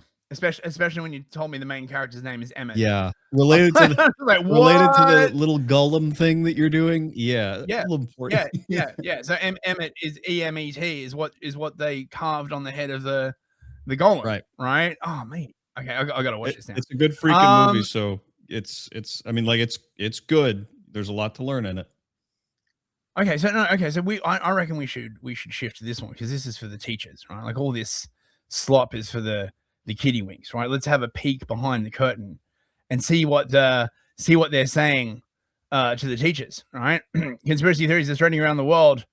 They form the backbone of many populist movements and core elements of violent extremist ideologies. What, like liberalism? No, not like, look, when we kill children, it's for a good reason. Yeah. You know, when I was studying politics at uni, right? Like one of the fucking like really funniest fucking things was trying to define what terrorism was, right? I got a file somewhere that's got like 12 different definitions of fucking terrorism. Because no one can agree on like what the fuck it is, right? Because basically what it actually means is like when people other than us do violence that we don't like, right? But they can't say that, right? So instead they're like, oh, when non-state actors attempt to, affect the political process through the application of violence. You do that all the fucking time. No, you don't understand. When we affect the political process through the application of violence, that's totally different. Right. Yeah.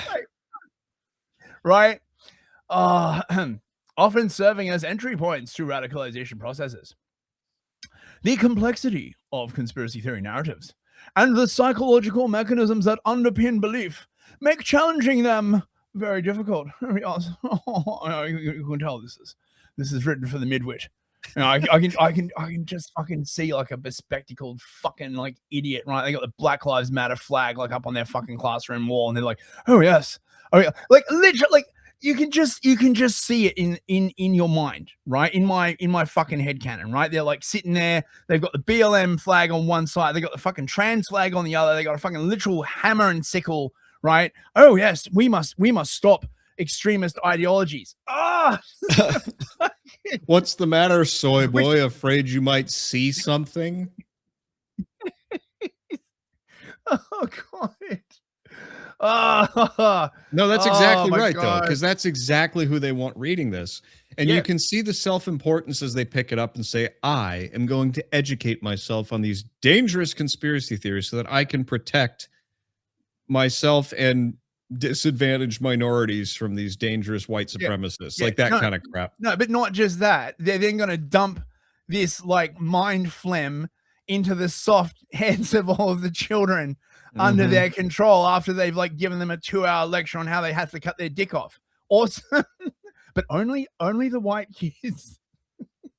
Naturally. But miss, I wants to be trans too. You can't, Billy. You're black. Only white kids get to like cut off their genitals. It's true. It's so true. Maybe when you're older, you could apply for maid. But miss, what if I wants to have a maid? You can't, Jimmy. You're black. We're going to need you with the new Zimbabwe. Oh God. Right. Experts from around the world who study conspiracy theories have produced a solid knowledge basis for why people believe in them, as well as strategies to prevent and counter them. Little of this knowledge has permeated to education environments so far. Yeah, we're going to fucking change that, aren't we? This document is a first introduction for educators working in and outside of formal schooling on how to identify, prevent, and address conspiracy theories in education settings. It seeks to provide educators with key definitions and essential knowledge, to grasp the complexity of the phenomena and alert learners about the key characteristics and harmful effects of conspiracy theories for a first immediate response. Yeah, how's that going? How's that going? I'm getting the sense that this didn't work. No. It was worse than not working. They made it worse. They literally fucking, because none of these fucking people understand how the fucking Streisand effect works, right? And they just thought, oh, we have the perfect tool, censorship. Oh, fucking. I bet all the people who came up with this are like fucking proper boomers. And they still think it's like 1980. Yes. Right. Where like, the only access to information you have is like 3 channels on the fucking TV. It's like, no. They think the internet is just YouTube, Facebook, Instagram, and TikTok. Well, and the hacker known as 4chan. Of course. Right. But, but that's where the extremists live. Don't you know? But they've flooded all the boards with enough nonsense that nobody will go there anymore. Of course. To support educators in this endeavor, this document outlines strategies to prevent the belief in conspiracy theories, as well as to engage with learners who already believe them. Get 20% off your Goy Beam here. Educational discount? Yes. Yep. This document builds on UNESCO's #ThinkBeforeSharing social media campaign, which was jointly launched in 2020 with the European Commission in cooperation with Twitter and the World Jewish Congress. What? Huh? Hang on. To respond to the growing spread of conspiracy theories during the COVID-19 pandemic. They're like, oh God, we got to put a lid on it. Who ordered this pandemic? Stop that guy. The fact that this was done in cooperation with Twitter, right? That's insane. Like a social media platform should not be engaging in this kind of like crap, right? Like that's how paused Twitter was back in the day, right? It launched a joint project with the European Commission and the World Jewish Congress, right? To tamp down on people thinking that there might be more going on behind the scenes than actually like, fuck me, dude. Aiming to respond to the specific needs of educators, campaign materials have expanded and adapted in close consultation with international experts and teachers from 9 countries worldwide. I wonder what those 9 countries are. Of course, mentions the BBC, Wikipedia. Conspiracy theory. The belief that events are being secretly manipulated by powerful forces with negative intent. Typically, conspiracy theories involve an imagined group of conspirators colluding to implement an alleged secret plot. Well, I guess don't talk about Guy Fawkes then. Like what the fuck, dude? It's unreal. They really tried, man, and it didn't land because it's just not true. It can't. There's no fertile ground in the public mind right now for this kind of bullshit, and there wasn't back then. It was too late. And the shit they link to this is like fucking hilarious, right? Mm-hmm. Conspiracy theories can be found virtually everywhere, even where you would least expect them. Oh God, there's a conspiracy theory under my desk right now. Exactly. Is there a conspiracy theory hiding inside your shoe? Mother, Check your children's backpacks for errant conspiracy theories. Next time you are cleaning their ears, make sure that no conspiracy theories have penetrated their soft little minds. Jesus Christ. BBC News reporters, for instance, right, revealed the presence of conspiracy theories on non-English language Wikipedia entries on climate change. Climate change, right. Because they were literally doing this as well with climate change. They're like, oh, you don't believe in anthropogenic climate change. You're a fucking conspiracy theory. Oh, you think there's like a powerful lobby like making like a huge amount of money by pushing this shit and like coercing governments. What are you? Fucking conspiracy theory. Oh, you think it's going to like destroy the energy systems of all these Western countries. Ha ha. Conspiracy theories. Oh, mate. No. It all just happened by accident, bro. No one could have possibly foreseen that shutting down all the nuclear reactors, blowing up coal-fired power plants would like have any negative connotation. Yeah, I see no downside in this. Blow them up, just nuke them, whatever. Oh my god. Oh, here we go. Wait, on the right. The Earth is flat, and Michelle Obama is actually a lizard. This is very badly written. Hang right? on, like it's still that teacher vibe though. Like these claims seem so far removed from science and logic that it is easy to dismiss them as a joke. Don't have fun. No fun allowed. Yeah. Why are you laughing at me? They're actually linked to widespread conspiracy theories. Yeah, because that's the ones they're concerned about, right? They're very concerned about the flat earthers and people thinking Michelle Obama is lit.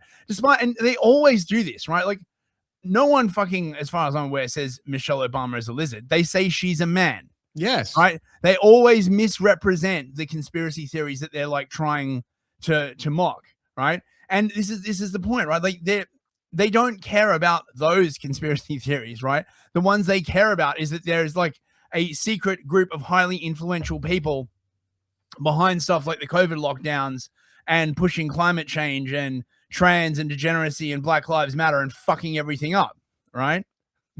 You hater. You're just a hater. You're just a hater. So full of hate. I'm over here so full of hate and decaf and water. Actually, that's look, after we do the rollout for like Mucimax, right, and like Flemulon, right? Could we like roll out like caffeinated hatred? Yes. Right? I gotta say, right, like, you know, I usually take my hate without caffeine, and it's a bit of a drag, right? Like, you know, what I really want is like a caffeinated version of like hate, maybe in an injectable form. Something I can just like stick in my, like, you know, like into my eyeball and just like inject it like right into my brain or something like that, right? You know, with a fresh minty taste. Maybe. Enervate, you need Enerhate. Enerhate. You are the marketing director on this project, Aaron. That's gold. That's fucking great, man. And how is Enervate spelled? Like any corpo soy branding would be. N-Ervate. Yeah. Hundreds of thousands of people from around the world follow online communities linked to the flat earth conspiracy theory. So many that they even call themselves by the common name, the flat earthers. For them, their beliefs are not a joke. People believing that the earth is flat or that prominent people are actually aliens in the form of lizards have something in common.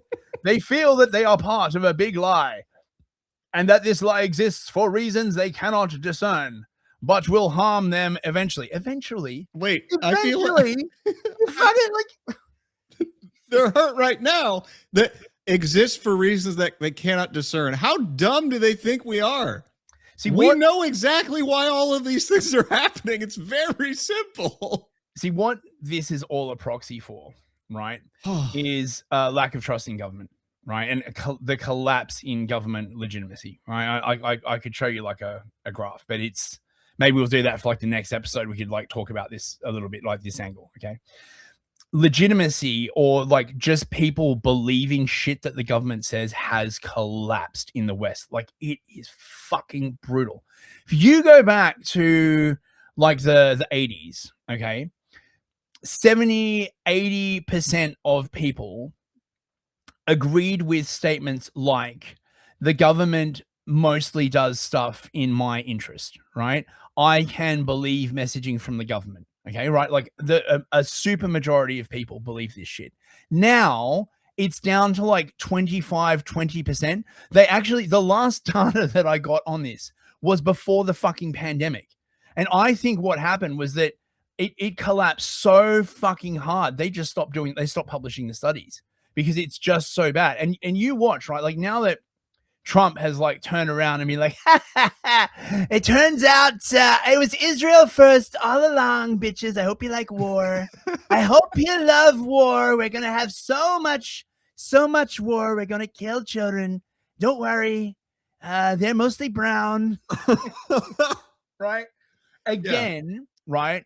Trusting government is going to collapse, right? To the point where, and I've read like entire fucking papers on this, right? Where they're like, oh, why does nobody like trust us, right? It has all these downstream effects, right? Like people don't like listen to the government anymore. They don't participate in civil society. Yeah, because you fucking lie all the fucking time. All the time. Like all the time. Like, look, I'm not one of those fucking people that believes it is possible to govern by telling the idiots 100% of the truth the entire time, right? I'm not fucking one of those like retards, okay? Right.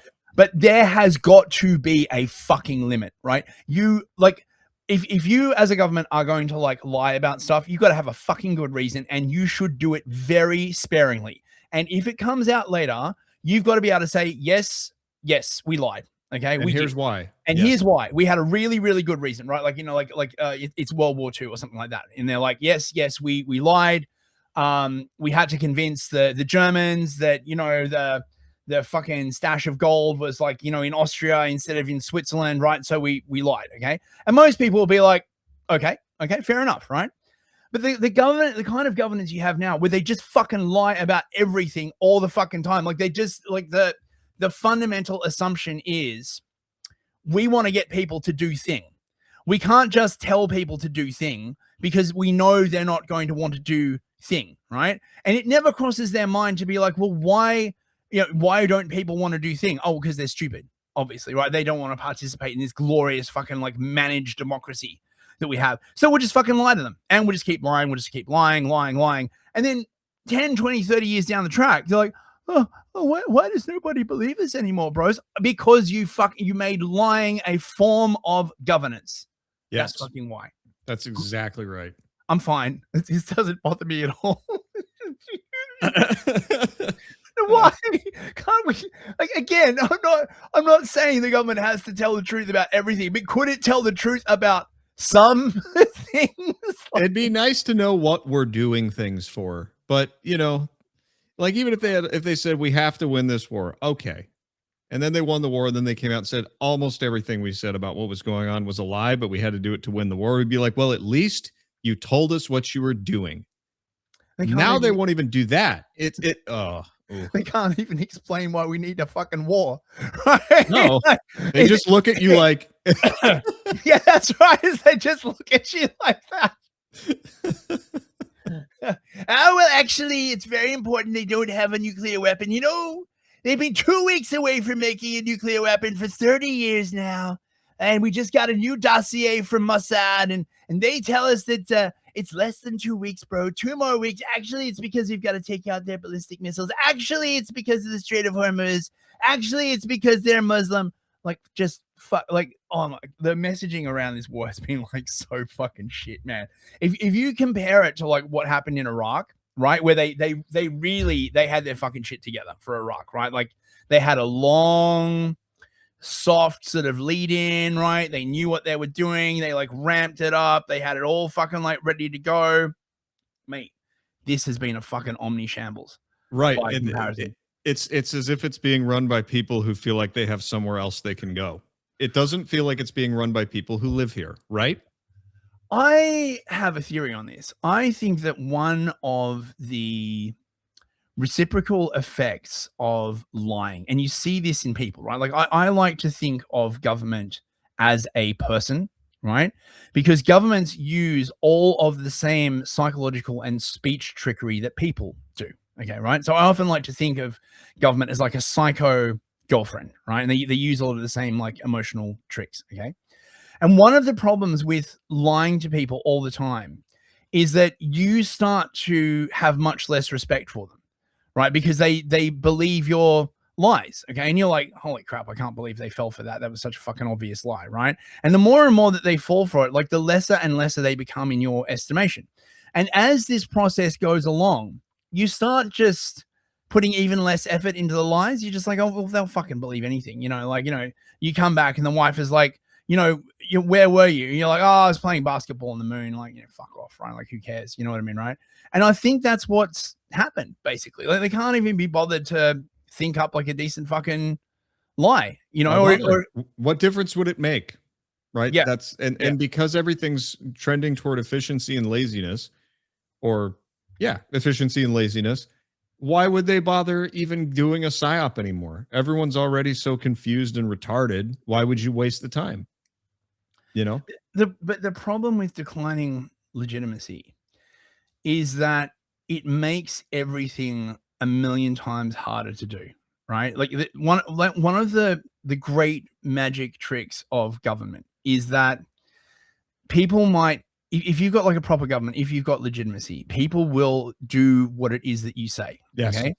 People might grumble, right? But under a legitimate government, 95% of the people will accept your framing, right? They will, you'll be like, oh, we've got to go to war. Like, no. People will be like, yeah, all right, fucking whatever. Okay. Right.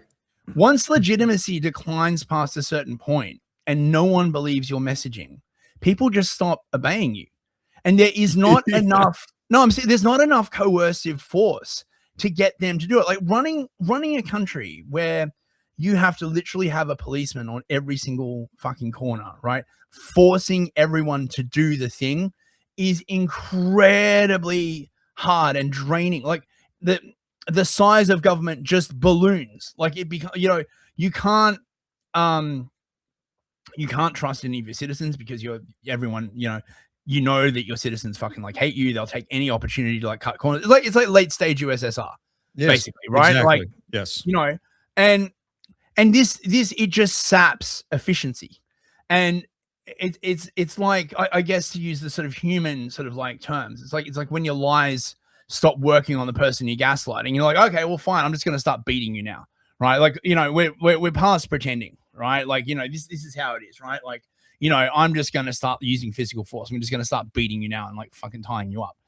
But that is just, I know this is a bit grim, but this is really like what it comes down to, right? Like the lies run out and then either they're forced to start telling the truth, which they're rarely going to do because even when they start telling the truth for like 10 years, no one's going to fucking believe a word they say anyway, because everyone is so used to the government just lying to them constantly. Or you just whip out the fucking truncheons and just start fucking beating everyone, Yeah, and that's the thing about it is at a certain point, even if you've decided, well, we're done, I'm done playing with you, I'm going to start beating you.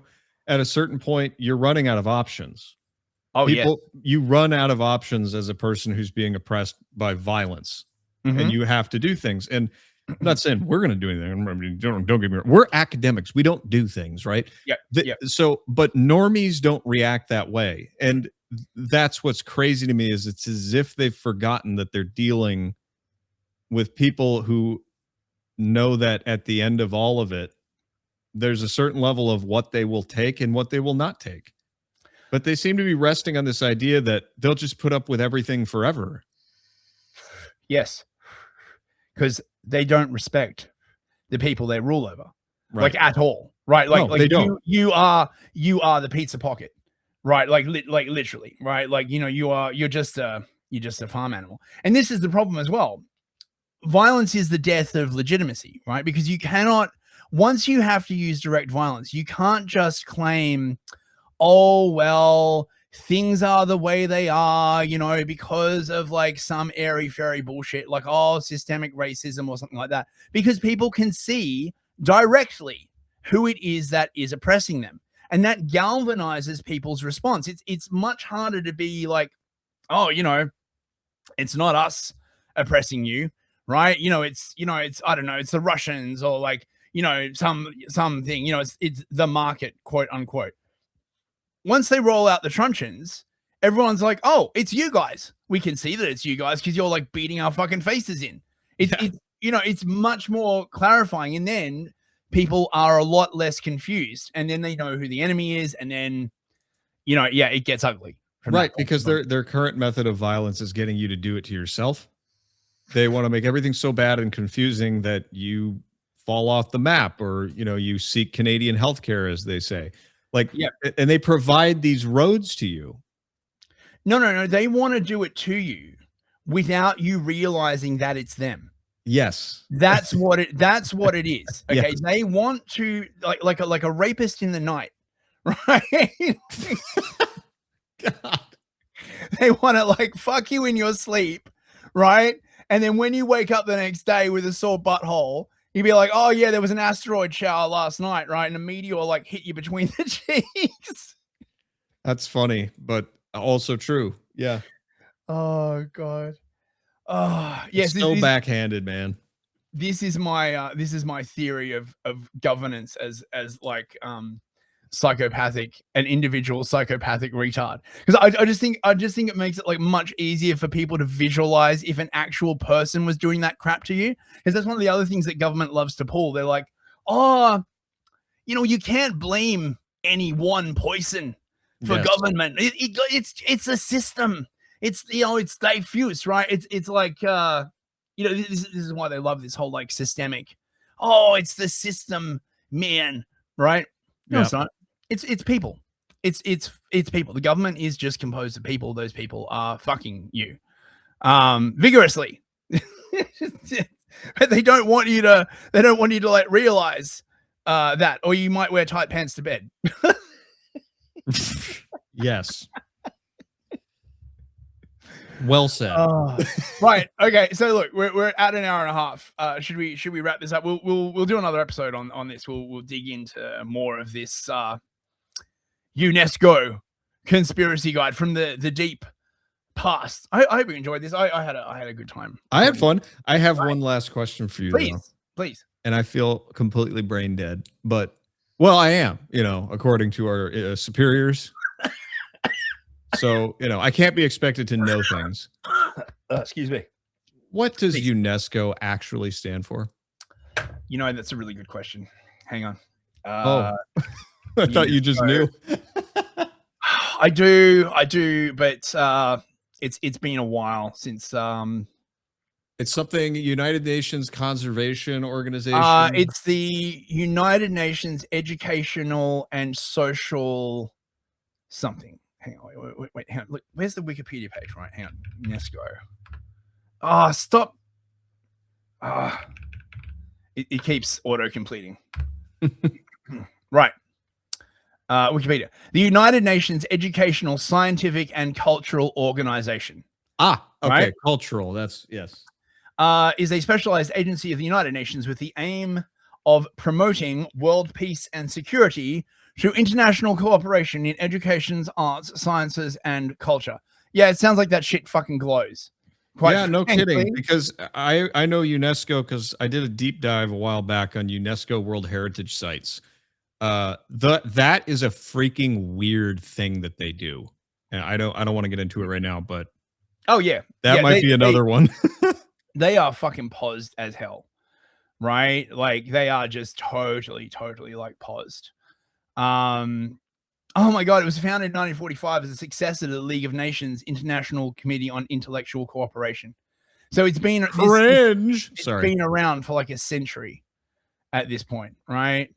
So it's science, it's communication, it promotes literacy, technical training, and look, let's have a look at their site, right? I bet you it's going to be fucking paused as hell. Yeah. Here we go. Delivering for people in crisis. Access and equity. Oh, great. Right? Prepare the world for AI. Oh, wait. I love the robot hand with the people touching and the light in the middle. They installed something at my workplace where I had to clock in, and there was a little screen there during COVID with that exact picture. Look at this bullshit. I had to do facial scans, to check my temperature. Time is running out. 2030 is around the corner. Yeah, we know. Like, I'm actually quite annoyed about that, as a matter of fact. On the other hand, did you know that when we hit 2030, it'll only be 10 years until the return of the Jewish Messiah? So there's that. What? Yeah, the Messiah is supposed to return in 2040, according to Chabad. So He won't, though. That's just not.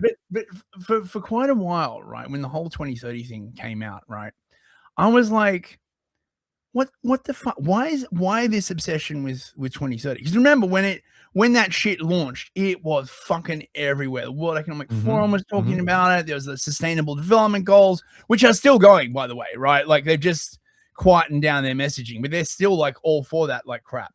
And I was like, why 20? Like, why have they got like such a huge hard on for this particular year? And then I started suspecting that there might be some sort of religious or occult reason, like why they were going for this year in particular.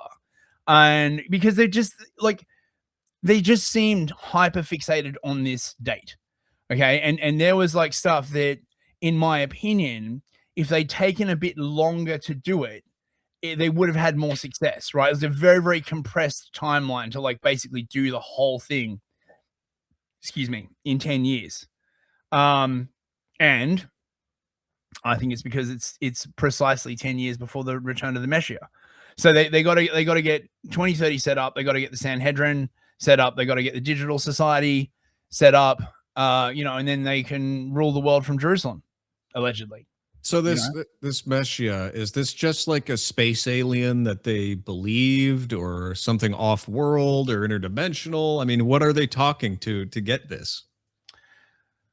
I don't know. The weirdest sense of deja vu when I asked you that question. I don't know. We can speculate all day. I'm just curious because whatever it is, they believed it really, really hard. Most of the speculation is highly antiseptic. Oh, right. Okay. I mean, but as the thing is, right, like as the Christian view is basically that it's the Antichrist. Although I don't know, like, but that is a popular view among Christians. It's sort of the anti-Messiah, like the anti-Jesus or something like that, right? And there's not necessarily a person, but a system, a societal system, the kind of like system that Jesus rebelled against. You know what I mean, right? So it'd be highly muish, it'd be highly centralized, it'd be highly invasive. There'd be no freedom, no liberty, no justice, no truth, all that kind of like stuff, right? Like, it'd all just be like, what they say it is. As for like, who exactly, I don't know, right? Like, supposedly it is a person. A lot of people thought Mendel Schneerson, who was the guy who sort of founded Chabad, was the Messiah. But clearly he wasn't, because like he died. I don't know. And I did a whole deep dive on this, right? Like, so supposedly, is it Daniel? One of the Muish prophets, I think it's like Daniel, reincarnates, right? And then he announces the coming of the Messiah, right? So this is one of the things that has to happen. And then the second thing that has to happen is that the Sanhedrin, which is like the Muish court, basically, right, has to be reconstituted in Jerusalem. Has that happened yet? I don't know. It's, some people seem to say that the Sanhedrin will be formed after the Messiah returns. But one thing basically is that the Messiah returns, and then everyone in the world just realizes like how awesome Noahide Judaism is and just converts voluntarily. That is insane. Oh yeah, I did a whole video on it. Did you watch my World to Come video? Yes, I did. Yeah. And I know that they believe this, but dude, this is just Bar Kokhba shit on like steroids. Yeah, exactly. This is a mental disorder. It's not great. I mean, to be fair, right? Fucking, some of the Christian Zionists aren't fucking any better. Right. I know. I grew up with them. Jesus is gonna come back on his little wooden bus, right? And then they believe, like, I mean, this is the craziest thing about the fucking Christian Zionists, right? I love this. Okay, so they work with the Moos, who believe that when the Messiah comes back, all the Christians will convert to Noahide Moodism, right? Jeez. And Lord have and mercy. the Christians believe, right, that once the temple is rebuilt and Armageddon happens, all the Moos are going to convert to Christianity when Jesus comes back. Yeah. I do not think that. I personally think that is just, I mean, not to use the word like racist or anything, but like that is just like, are you fucking kidding me? Right? Yeah. Like all the Moos are just gonna like suddenly convert to Christianity. Are you fucking kidding No. me? Are you kidding? That is, I mean, oh my goodness me. Goodness me. But that's just me. Yeah. Just, this is why I know we're just steaming through to 2 hours now. Oh, it's fine. Fucking who gives a shit, mate? I got nowhere to be. It's fine. I'm a closeted incel who fucking lives in my basement, right? Like spewing hate and misinformation. No, go for it, mate. Go for it. I was just gonna say, this is one reason why I'm grateful that I was put through a phase of hardline atheism, like, because it helped me see something about this kind of bedazzled belief. Yeah. That it gave me a lens to see what actually constitutes religious truth and what constitutes occult delusion, because there's a huge difference. Yeah, there really is. And it can be very hard for people to tell the difference.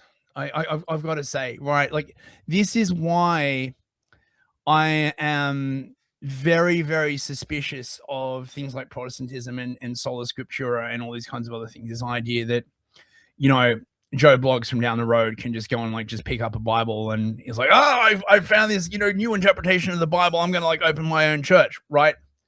Well, I knew a guy like that who drank himself to death. Oh God, that's what heresy is. Yeah. And one of the things when I was growing up is that obviously I was an enlightened materialist, right? And look back in the past and all those religious people, right, like making such a to-do about heresy. How backward they were. But now that I'm a bit older and I've done a bit more reading on the subject, right, it's very, very obvious why the early church controlled for like heresy so strictly, because you would get this sort of this weird drift. You'd get, and particularly like sort of back in the day, they didn't have social media or anything like that, right? So, you'd like Paul's letter to like, the Galatians and to the, Philippians and stuff like that, right? Paul would visit and he'd like fuck off. And then like a couple of years later, you get word that, they're doing some like weird shit and you've got to send them a letter and just be like, no, stop with that. Stop with the Messianism and stop with the, there's a bunch of other like heresies. I forget at the moment. We're nearly 2 hours deep. But my point is that you need a sort of like centralizing authority. But then of course, right, it leads to shit like war and you get the Catholic Church. This is the thing I've realized about a lot of these things, right? I don't know. I used to be one of those people. You see them on Reddit all the time. They believe there is such a thing as like a perfect form of governance or like a perfect society. No, there isn't, right? Everything is trade-offs, everything, right? And any sort of social order or government that you instantiate needs constant work, constant pruning, constant maintenance.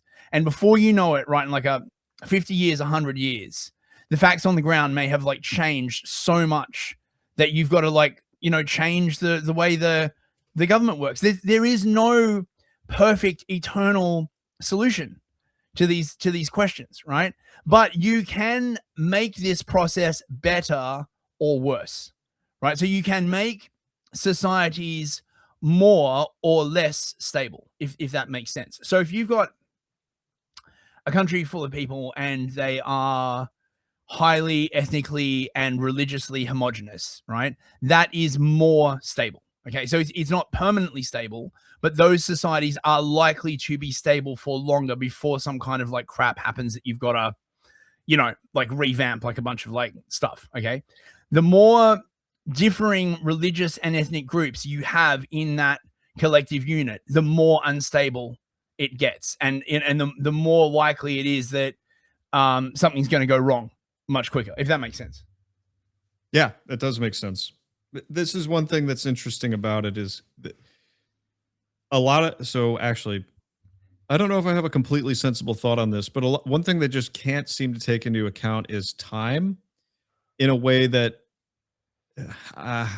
when you have, so history is littered with people who predicted the end of the world. There's thousands and thousands and thousands of stories, and they all go like this. The difference between then and now is that now there's a lot more people, there's a lot more money, and there's a lot more shit you can put on the airwaves, but it's the same thing. Yeah, and I mean, it's kind of rich for us to spend like fucking 2 hours ripping on UNESCO talking about conspiracy theories, right? But at the root of what they're talking about is a concern about stuff like religious mania and sort of like, mass like delusionary movements and all this kind of other stuff, right? My favorite one is the one around Sabotage Zevi. You know who Sabotage Zevi is? Oh, Mr. Zevi. You do? Do tell, because I'm sure other people in the audience don't know. Give us a rundown. Sabotage Zevi was sort of the last proper Jewish messiah. Okay, this was around 1630, I think, right? He was born. He knew that he was special when he dreamed that an angel came down and touched him on his pee-pee. And when he woke up, there was a mark left there by the angel. This is a real story. I know, man. Right. He was a fucking weird, he was a weird guy, right? Like he was clearly had like, manic depression or some kind, he wasn't right. Okay. And he basically sort of like started this sort of messianic movement. Now, this was after the Spanish expulsion, when most of a lot of the Jewish population was like wandering through Palestine, Syria, South Turkey, right? And in a pattern that I have come to notice historically, right? The Jewish population did a lot of soul searching about how they, how had we offended God? Not why did the Spanish kick us out? Oh, no. We're not going to examine any of that. Okay. Right. Because obviously, we did nothing wrong, right? Except like perhaps we offended God, right? Like, it had nothing to do about, Toledo or the Reconquista or like, cooperating with the Muslims, like against the Spanish. Oh, no. Right. None of that. Okay. And so Zevi came around and he basically started this sort of like mass mania. I am seriously compressing this story. We should do like an episode. It's a crazy story. And he started this messianic movement and said that, if I'm recalling this correctly, that the Messiah was going to return in 1666. I think I've got that right. I'm not sure. It's been a while. Okay, but anyway, no, you're right. He set a date. Okay, he like what you were saying about the apocalyptic cults. He set a date, and then he went around basically saying, all the old laws are like overturned. Now, you've got to remember, these are not the Jewish population at the time. A lot of them are not the sort of like metropolitan kind of like modern Jews that we see now, right? Like a lot of them lived on like shtetls, like these sort of like little rural communities. And they had all of these like rules, right? Like calendars and stuff. Like, there's a day to harvest the cattle, and there's like a day to like none of this, and this many baths a day, and and if you look at the Talmud, there's a lot of this like stuff. Like there's like people talk about the Talmud a lot, but a whole bunch of stuff in the Talmud is just shit like how to build a fence, how to fucking plant seeds, how to like look after your cow, all this kind of like other stuff, right? But that doesn't really affect the Gentiles, so they don't really like talk about it. Okay. And Zevi was like, oh, well, now because the the Messiah is like coming. We can disregard all of these like rules. There's a great story someone wrote. I should like try and dig it up about like, you know, what happens in like the shtetl. And so half of the Jews are like, this guy's cracked. Okay, well, I'm not going to have anything to fucking do with this motherfucker. He'd be crazy. Okay, we're going to continue following the laws and just live on the shtetl and, you know, just keep our head down. Thank you very much. Okay. But the other ones like just went all fucking crazy, right? And they're like, we're not going to build any fences. We don't have to repair the roofs. Like we don't have to do anything, right? Because the Messiah is about to like come, right? And you see this as well in modern versions, right? They give away all their fucking money. They're like, you know, do right? Like, and of course, none of it like worked out. He was actually arrested by the Ottomans because the Ottomans were like a huge force in the Middle East. They were like the main empire that ruled the Middle East at the time. And then he converted to Islam, and so when the date didn't come, right, like when the Messiah didn't come, like a bunch of them were sort of like held on and like, well, you know, maybe he read this letter wrong, and you know, it's actually like going to happen in a couple of years. But then when he converted to Islam, they were like, it's over, bros, it's over. And then that was the final sort of fall of Sabbatai Zevi, and then that sort of rolled into the idea that there was sort of because one of the things about Sabbateanism was it was what's called antinomian, not as bad as like the Frankists, but antinomianism is the idea that the way to get closer to God is to break rules. Yes. Have you heard of this concept? Yes. Yeah. So there's sort of like soft antinomianism, which is like, you know, it is a new time. We don't have to like pay attention to like these rules and traditions. And then there is sort of hard antinomianism where they're like, the way to get closer to God is through rape and murder and like just doing every single obscene and degenerate thing. And it was the Frankists more who came a bit later, who were into like hard antinomianism. Wait, have I got that right? I think Sevi was like earlier than 1666. I might be thinking of the Frankists. Oh, okay. Hang on. Sevi might have been in the 1400s. Yeah, that's what I thought. Because it was just no, 1626 to 1676. Okay. Right. No, I was You were right, because I remember that 1666 and everyone was like, oh my God, that's an important number. And so they believed it. It's just that silly. Yeah. Well, look at the man with a hamburger bun on his head. Unbelievable. Active throughout the Ottoman Empire, Zevi claimed to be the long-awaited Jewish Messiah and founded the Sabbatean movement. Central to his teachings was the belief that during the Messianic age, acts traditionally considered sinful would transform into righteous ones. See, antinomianism, right? Yep. The antinomian doctrine led Zevi and his followers to deliberately violate Jewish commandments, a controversial practice that later inspired movements like the Frankists. See? This is crazy. I basically got all of that right. Fuck, mate. That's Dude, awesome.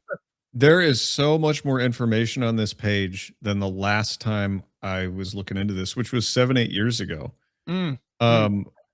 I had to dig and dig and dig to figure out what this guy was all about. It was crazy. And now look at all this. It's all right there. Yeah. This is actually a very, very good article. Thank you to whoever wrote this. This is surprisingly unpaused for Wikipedia. So yeah, maybe we should do an episode on Zevi. We can like. I'll sit through that with you. I need a review because I remember the first time I did it. You know why? You want to know why I covered Sabbatai Zevi on my show? Why's that? Because I was an atheist and I thought cult leaders were funny. I mean, to be fair, how things have changed. Yeah, I went through that phase as well. Yeah. I studied all these like weird cults when I was like a teenager. I was just like fascinated by all the weird shit that people did and all the weird stuff that people believed. Mm-hmm.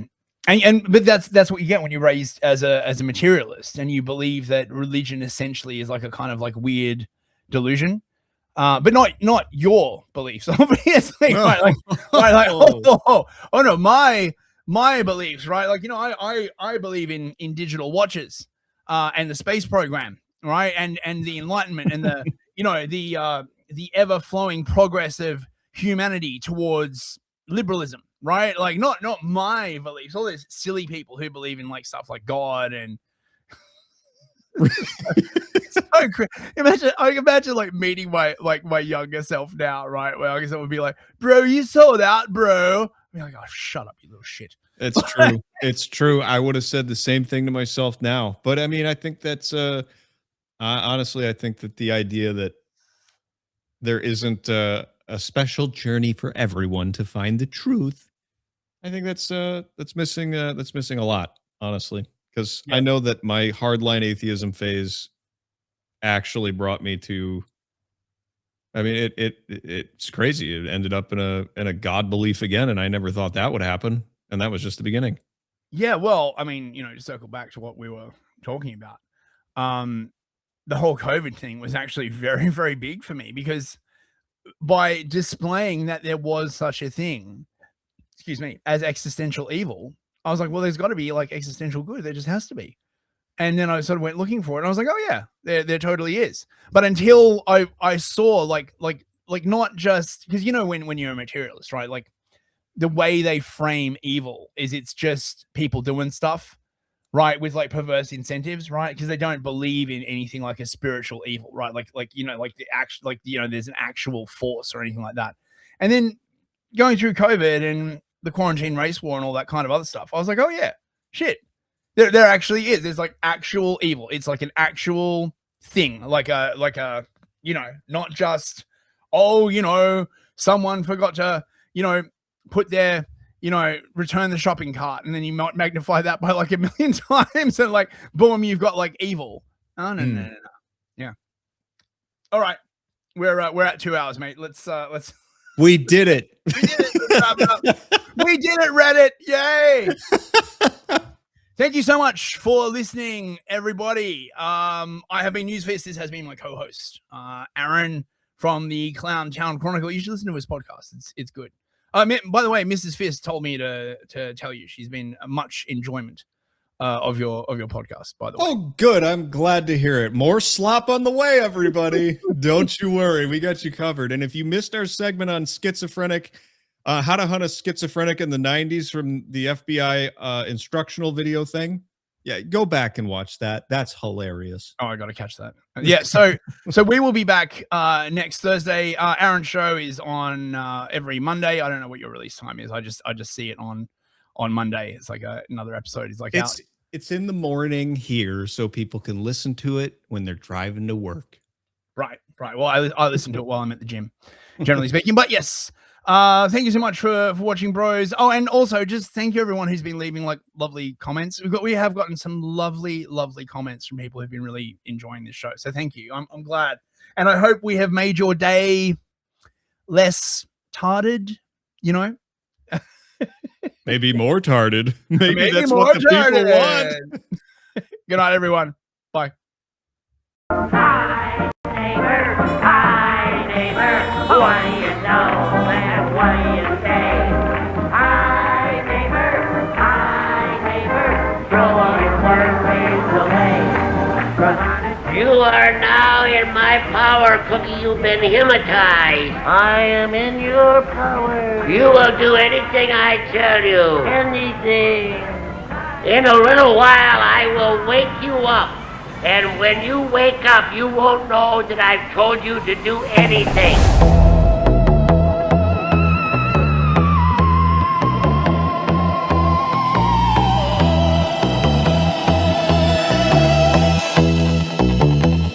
We're gonna